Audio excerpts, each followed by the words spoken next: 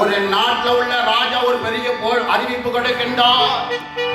எனக்கு இருக்கிற ஒரே மகளுக்கு திருமணம் முடிப்பதற்கு நல்ல வீரமான மணமகன் வேண்டாம். இந்த காலத்துல மாப்பிள்ளை தேடும்பொழுது மாப்பிள்ளை எப்படி இருக்கணுமா, வீரத்தை தான் முதல்ல என்ன செய்யறாங்க. ஊர்களெல்லாம் பாத்தீங்கன்னா அந்த காலத்துல ஒரு பெரிய கல், வட்ட கல்லுன்னு சொல்லுவாங்க, அது இது நடக்கும்.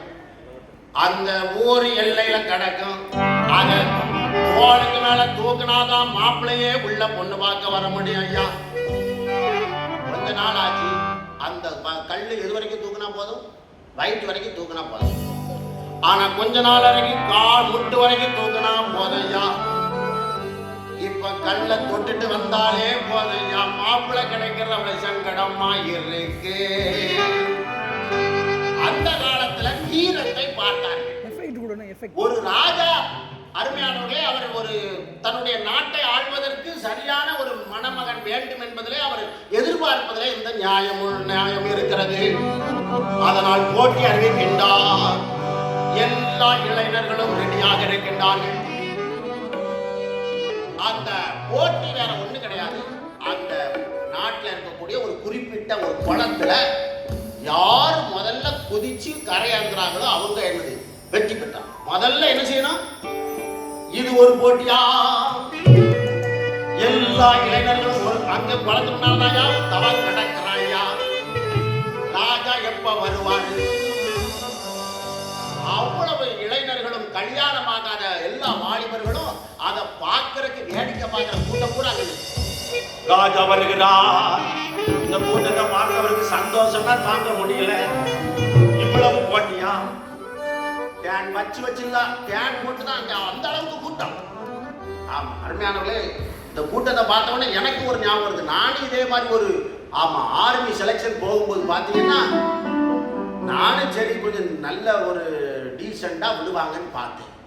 ஆனா அங்க போனவதான் தெரிஞ்சிச்சையா, நம்ம ஊர்ல, அதாவது இங்க திருநெல்வேலியில இல்ல, எங்க ஊர் நம்ம நாசிரத்து பக்கம் பாத்தீங்கன்னா அங்க அசனத்துக்கு கம்பு கட்டி விடுவாங்க பாத்தீங்களா, கூட்டத்துல ஆள் வந்து பாத்தீங்களா, அந்த மாதிரி கூட்டம் தொங்கு தொங்குன்னு நிற்கிறையா. போய் நின்ன உடனே எனக்கு பயம் கொடுத்து போச்சையா. ஒரு ட்ராக் மாதிரி அல்லது ஒரு குறிப்பிட்ட கொஞ்சம் பேர் விடல, அவார்டுக்கு அவ்வளவு பேர், கிட்டத்தட்ட ஒரு 300 பேர் இருப்போம். 300 பேர் அங்க கூட்டத்தோட நிற்கும். நான் பார்த்த இது விளங்காது.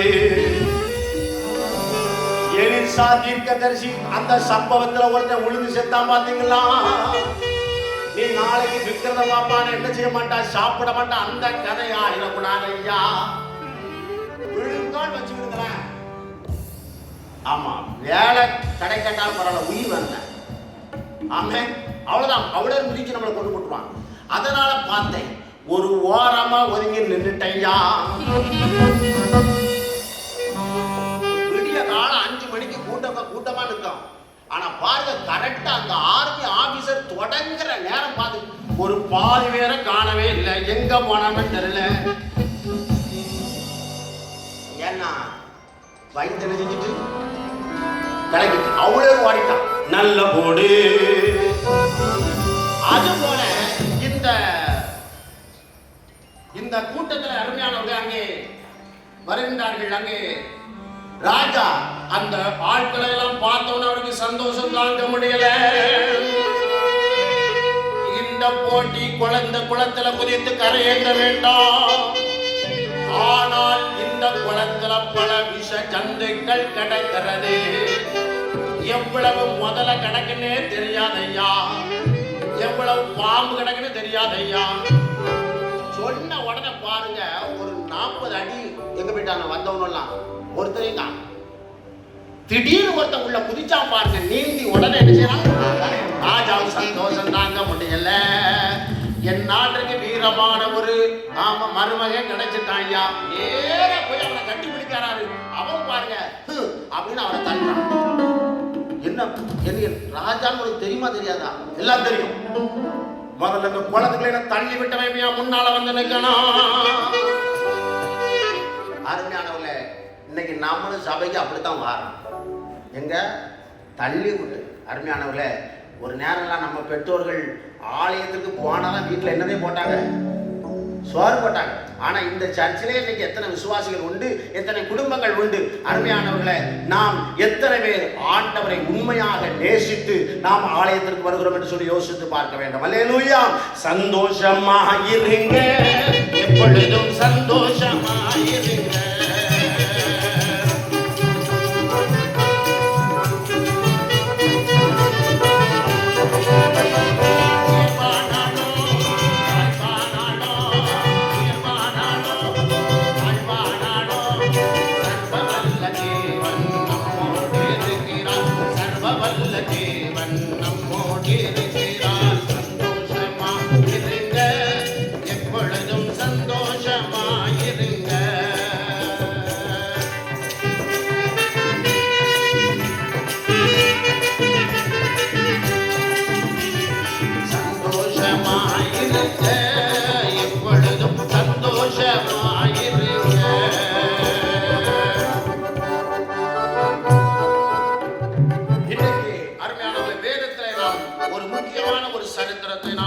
போகிறோம்.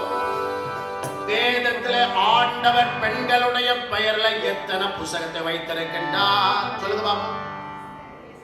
எஸ்தர் ஒண்ணு, ரூத், அருமையா சொல்லி. ஆனால் இதை காட்டிலும் அங்கே ஒரு பெண்ணுடைய சரித்திரத்தை ஆண்டவர் வேதத்தில் கொடுத்திருக்கின்றார். அவருடைய சரித்திரத்தை நாம் இன்றைக்கு தியானிக்க போகிறோம்.